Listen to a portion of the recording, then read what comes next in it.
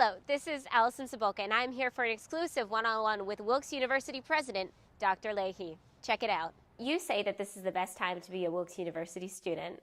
Why is that?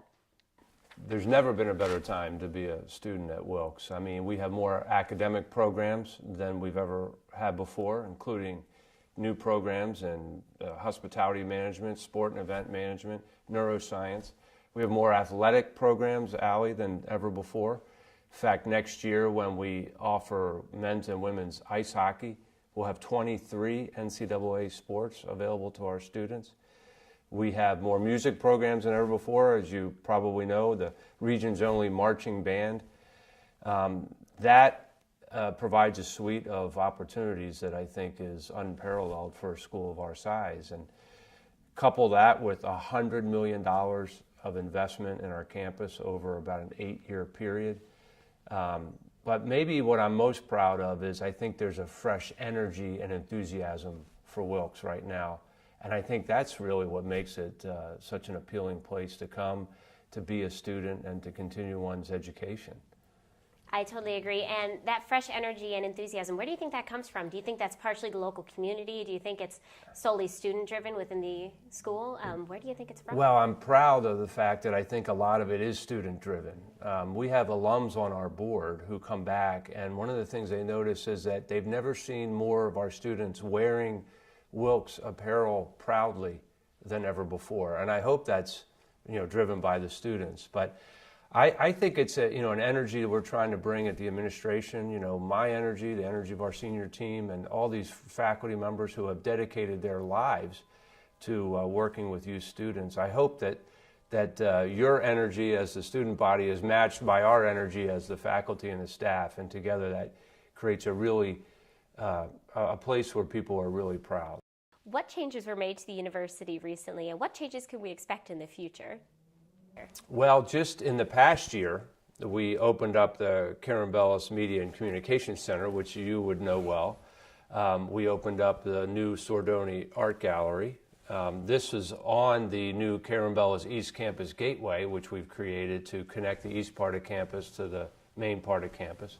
So all of that just in the past year, and between now and basically the fall, the beginning of the traditional fall semester, just today and call it September 1st, 3 major projects will be completed. One is our Engineering Innovation Center, which is an $8 million investment in engineering, bioengineering, additive manufacturing, nanotechnology, all the disciplines that our engineers need in order to be cutting edge in the future. That's one. 2, we're going to continue our Gateway project throughout the entire part of campus. It was so well received, Allie, when we opened up the East Campus Gateway that we immediately decided how can we extend this throughout the campus to connect the south part of campus to the heart of campus the way this current one connects the east part of campus. All that will be finished before the beginning of the fall semester.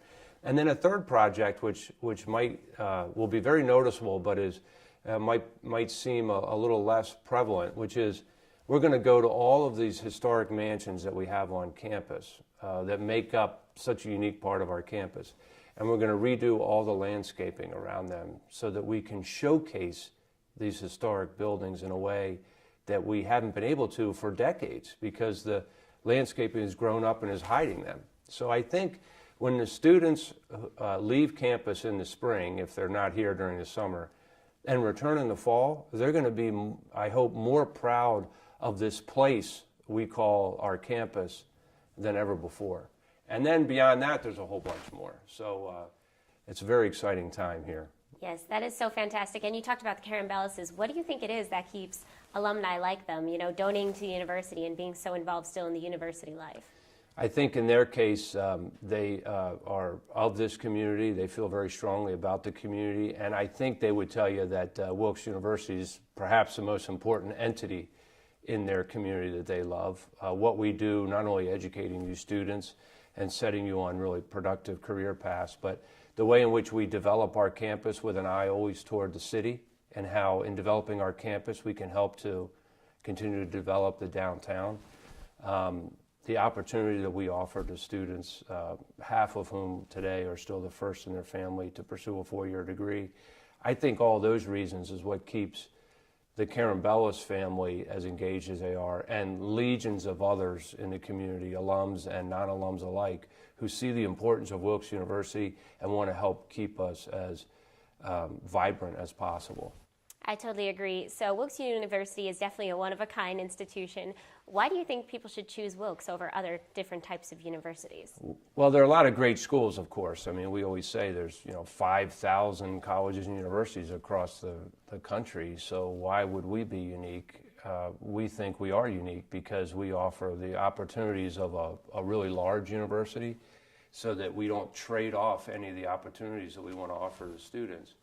But we offer all that in the caring, mentoring culture of a small college, so that you get access to professors and to staff members and even the president, so that we can develop those relationships with students that really is at the heart of an educational opportunity. You take those opportunities and that culture, and we offer it to a wide variety of students. I mean, we don't care where you come from. We only care where you're going as a student. And so consequently, we have a diverse student body for a school of our size, very financially diverse. We have equal measures of men and women. I think we're really unique. We know we're unique because we've looked at other institutions, and nobody in the country offers the program mix that we offer to the number of the modest number of undergraduates that we serve. So we think there's something really unique about that, and we're going to continue to burnish that uniqueness in the years ahead. Yeah, I definitely agree that the university is very unique, and one thing that's really unique about it is the great guest speakers and events we get. What notable speakers and events have we had this year, and what ones can we expect? Yeah, well, one of the things for which I'm most proud is that as I mentioned, we opened up the new Sordoni Art Gallery. We had an art gallery on campus, but it was small and it was sort of hidden. We wanted to make it bigger, more prominent on campus, and bring in bigger and more interesting shows. So one of the things I'm most proud of is in the fall we inaugurated the new Sordoni Art Gallery with an Andy Warhol show. He's a very prominent artist of the 20th century and the kind of person we wanted to bring to our student body. And then right now, we just last weekend initiated a show on cartoon and illustration art, which is a different kind of art, but I think is going to be very accessible to students and to members of the community. So we're really proud of that. We always bring in speakers. We have a UN series that brings in speakers who are themselves ambassadors to the United Nations. Coming up soon at a Pain and Addiction Summit, which, as you know, is a real challenge in our community. We're going to invite Doc Gooden, whom you might not know Doc Gooden, but in his day he was one of the great baseball players in the country. And we're going to have a chance to meet him and have him tell his story to all the assembled people. And then this fall, I'm really proud to have a chance to welcome to campus Kareem Abdul-Jabbar. Again, I don't know how well you know Kareem Abdul-Jabbar, Ali, but he is one of the great basketball players of all time. But it's really not the basketball. That's not the reason we're bringing him to campus. He's one of the great civil rights leaders of our day, and we just think it's important to have him on campus and have him share his views about our country. And so that's coming up in the fall. So we're always trying to bring opportunities to the students that they might not otherwise have access to. Yeah, that's great. And that's another thing. People talk about tuition. How do you use Wilkes tuition to help better the school and better the students in it? Well, one of the things that we're quite proud of as well is that all that capital investment that I mentioned is happening with government support, donor support, and we're using very little institutional money to support those programs. I say that because there's already enough pressure on tuition. I get that. And most of our budget at the university is used to support faculty and staff and human resources.